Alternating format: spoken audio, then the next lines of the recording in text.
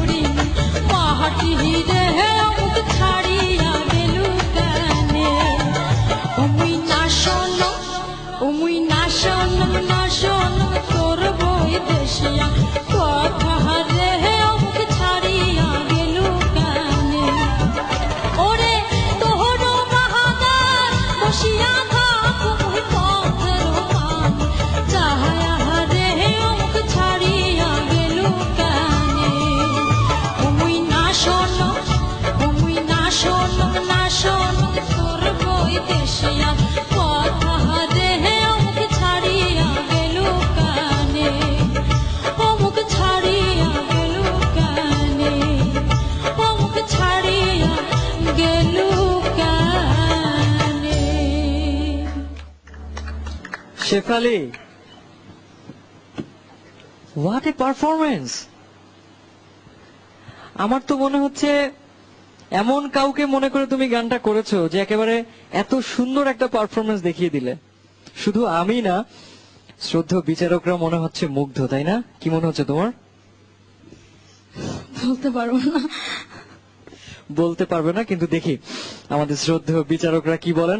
পার্থদার হাসি অনেক কিছু বলে দিচ্ছে। পার্থদা, প্লিজ। তুমি নাচ শেখো? নাচ জানো? ছোটবেলা থেকে ওই ক্যাসেট ছিল, শুনে। ওয়ান্ডারফুল পারফরমেন্স, খুব সুন্দর হয়েছে। তোমার নাটকীয়তাটা খুব চমৎকার। ফাহমিদা আপা, সবচেয়ে মজার জিনিস হলো যে নিজে আনন্দে যেটা গাওয়া যায় সেটা মানুষকে বোঝানো সম্ভব। তবে একটা জিনিস আজকে তোমার না বলে পাচ্ছি না, প্রথমে ধরাতে যে একটা রাগ রাগ আল্লাদি আল্লাদি রাগ যতটা অঙ্গভঙ্গিতে ছিল ততটা সুরে ছিল না।